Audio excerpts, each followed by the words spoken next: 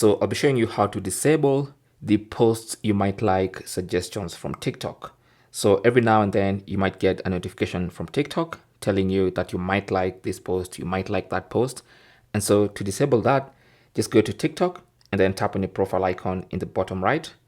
On your profile page, tap on the 3-line button in the top right. And then from the menu that pops up, tap on Settings and Privacy.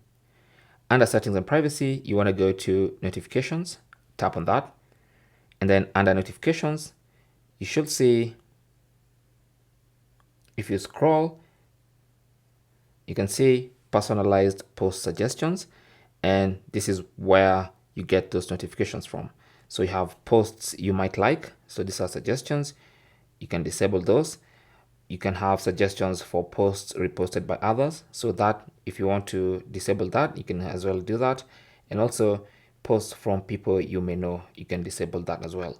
So if you want all suggested posts to be disabled on TikTok, you disable all of them. But for posts you might like only, just disable this one. Thanks for watching. Don't forget to like and subscribe. And if you have any comments or questions, talk to us in the comment section. Good luck.